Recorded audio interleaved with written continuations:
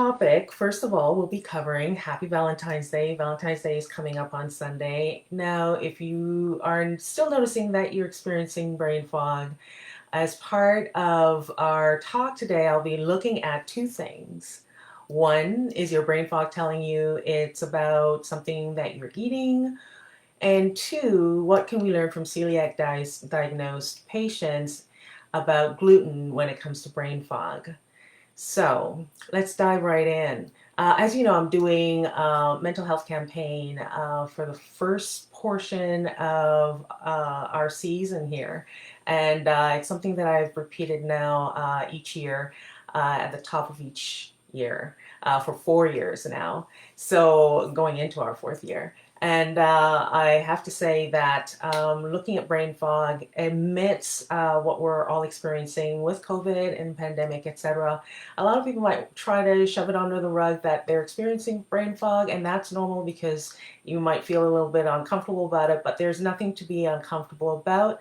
We're all experiencing some semblance of our brains being affected by this very intense change to our lifestyle, our way of daily living, and our routines. So, brain fog consists of many different symptoms, or rather signs, and I went into that a little bit in a previous video. And of course, going forward, everyone may experience varying degrees or styles of brain fog. And I won't be discussing the details of that, so to speak. We'll be looking at, again, as I mentioned, is there something to what you're eating that's adding to the effects that you're experiencing with brain fog? And if so, what can we learn from how our brain fog develops based on looking at an example that I think is really important: celiac disease diagnosed patients. So for instance, if you've been diagnosed with celiac disease, let's just say that your disease is a lot more than just belly bloating. For instance, there's a study, you may already be familiar with this if you're a celiac disease patient, but there's a small study of celiac patients who went gluten-free for a while, a duration of time. Now, brain fog lifted significantly, they noticed, once they did the study, and reduced the amount of impact that these individuals were experiencing through their diet.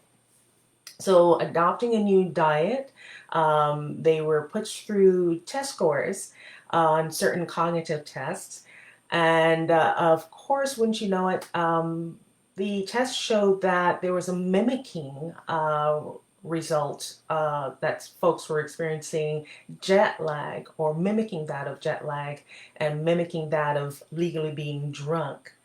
Now, this was a surprise in this study, but it kind of makes sense, because what we eat, how it digests into our system, will change the way in which our internal response is, and our clarity of mind depends a lot on how we digest our food to a great extent. So jet lag is an interesting one, and legally being drunk.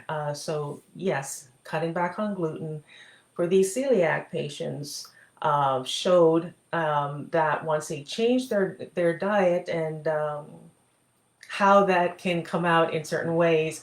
So, of course, changing their diet made a great difference in the end, for positive, because they reduced all of that, the foods that they didn't think had gluten in it but did.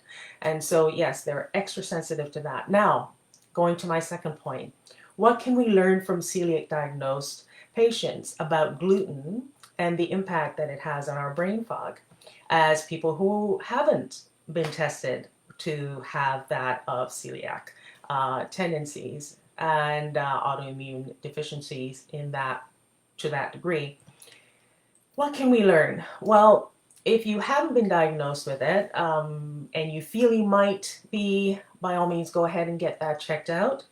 And if you're experiencing brain fog, maybe we can learn something from cutting back from eating foods with gluten, and be aware of that in these times, especially because we're going to experience it to some degree, and what we eat could have some impact on our extension of brain fog experience and the depth to which one experiences brain fog and or other mental health concerns. So try this test. I'm going to put out this challenge to you, and you can do this if you want. If you do it, give this video a thumbs up. If you see this video, give it a thumbs up as well, and or share it, and see if anyone else wants to join you on the test if you're interested in doing the test.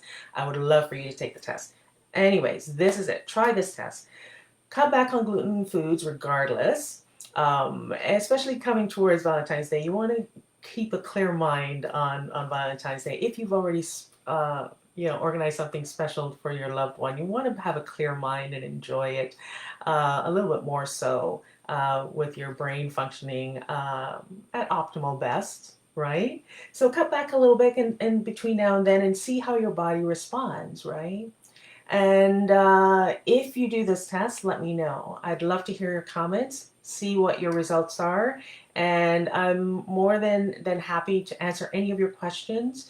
And if you also want to leave a comment down below, please let me know. And again, share this video, thumbs up and like it, because these are little tip videos that I do each week.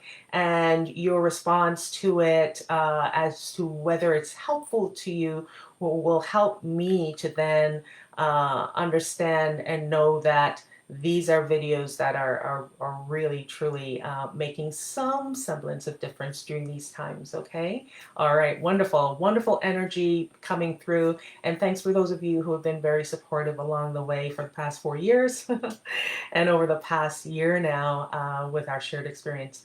All right, with that said, all right, I want to leave your day with a wonderful big smile. But more than that, I want to wish you a beautiful day. Go outside and enjoy the sunshine, and enjoy your day. Namaste.